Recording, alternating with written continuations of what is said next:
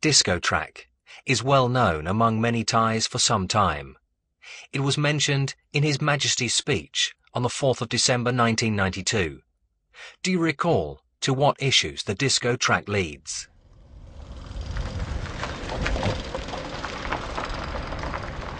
By the look of it, the road is no different from any other.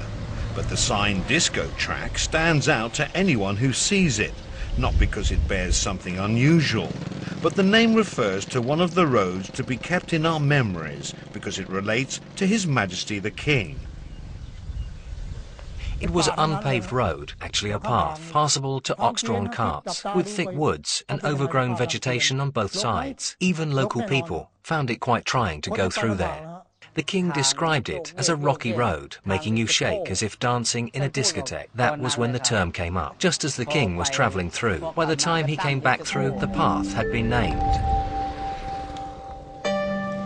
The even paved road of today leaves no trace of its original condition when His Majesty travelled through in the night of the 25th of November 1992.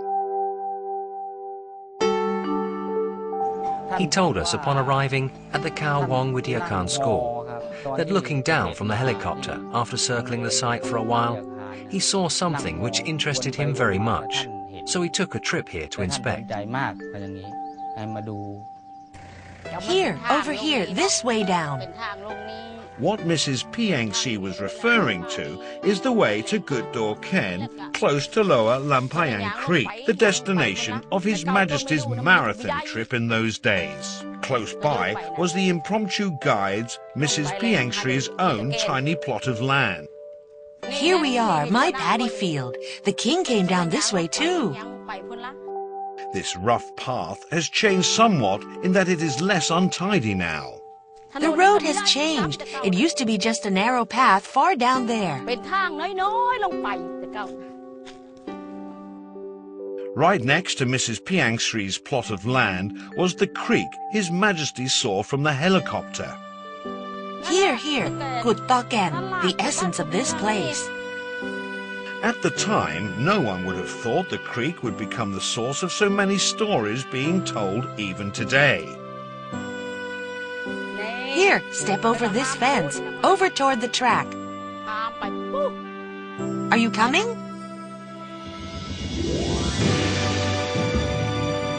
That night of 14 years ago, nobody had thought this place would be in the route of His Majesty's visits. It was an impromptu visit, of course.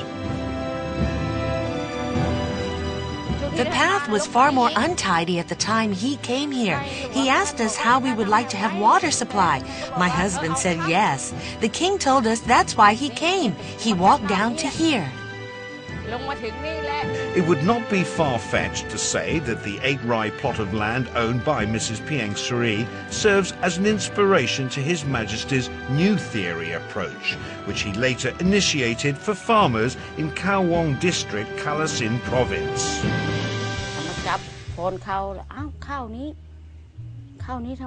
He grabbed a sheaf saying, "Oh, I see no grains on these stalks." That was how he put it. Why was there no grain? This is not edible. They are half-grain crops.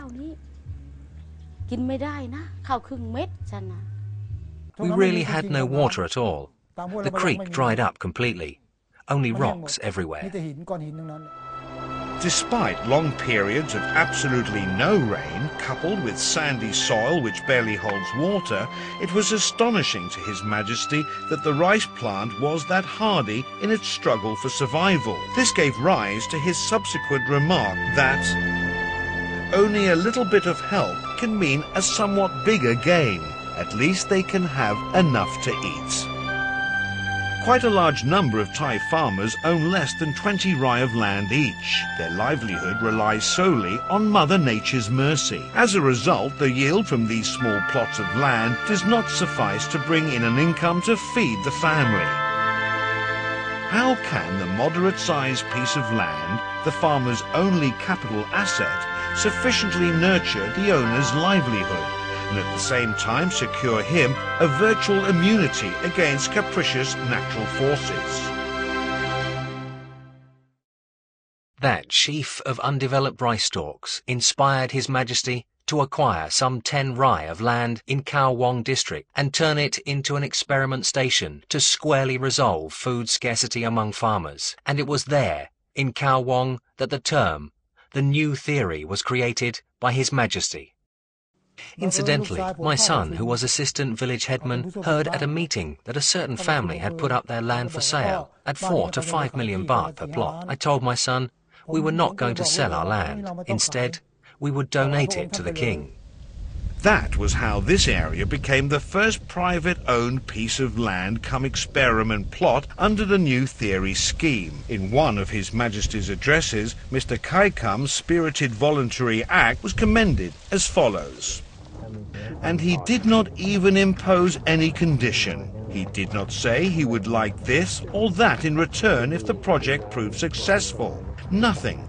All he specifically said was that the king was to use his land as he saw fit. It goes to show that even a country folk understands very well how to go about developing a nation.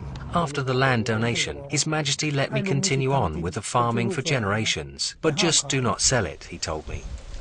Ever since then, Mr. Kaikam has put the new theory into practice. An exemplary farmer, he continues to enjoy full revenue from what his land, His Majesty's land, has yielded. An industrious person never starves, was what the king said, and it was verifiably true too.